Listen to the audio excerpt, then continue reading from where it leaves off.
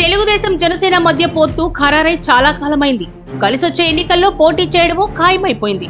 అయితే పొత్తులో భాగంగా జనసేన పోటీ చేసే సీట్లెన్ని అన్న విషయంలో ఇప్పటిదాకా స్పష్టత అయితే రాలేదు.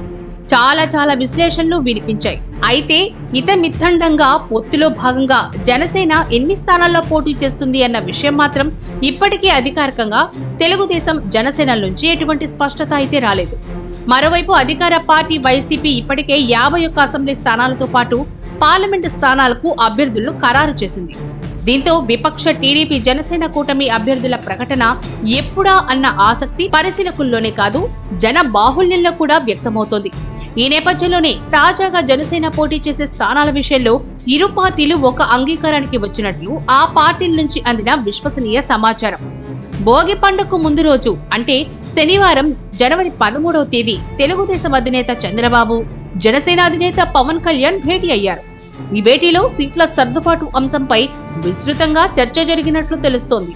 ఈ భేటీలో తెలుగుదేశంతో పొత్తులో భాగంగా జనసేన పోటీ చేసే స్థానాలపై ఒప్పందం కుదిరిందని తెలుస్తోంది. పొత్తులో భాగంగా జనసేన పోటీ చేసే స్థానాలేంటి, ఎన్ని అన్నది అధికారికంగా ఇరు పార్టీల నుంచి ఎలాంటి ప్రకటన రాకపోయినప్పటికీ జనసేన పోటీ చేసే స్థానాలు ఇవే అంటూ ఓ జాబితా ఇప్పుడు సోషల్ మీడియాలో తెగ వైరల్ అవుతోంది.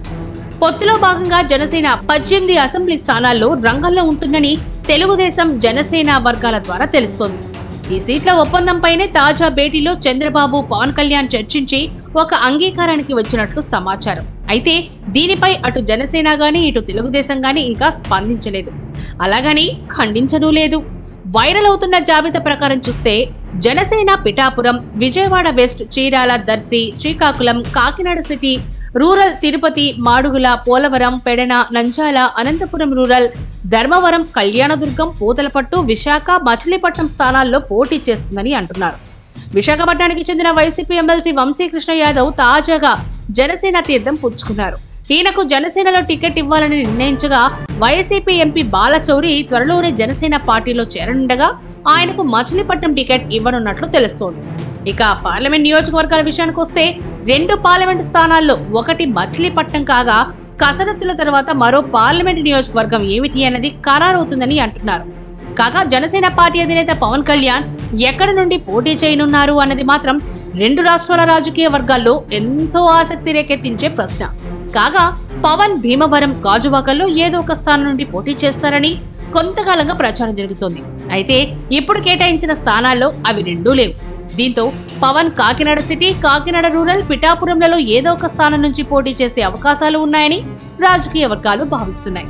అలాగే ఒక లోక్సభ స్థానం నుండి మెగా బ్రదర్ నాగబాబు కూడా పోటీ చేయనున్నట్లుగా గతంలోనే పార్టీ వర్గాలు పేర్కొనగా ఇప్పుడు కేటాయింపులలో దక్కిన మచిలీపట్నం స్థానం నుండే నాగబాబు పోటీ చేసే అవకాశం ఉన్నట్లు తెలుస్తోంది.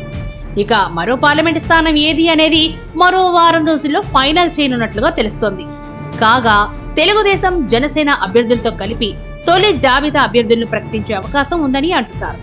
ఇందుకోసం జనసేన కూడా బలమైన అభ్యర్థులతో 1-2 రోజుల్లోనే తొలి జాబితా సిద్ధం చేయనున్నట్లుగా తెలుస్తోంది.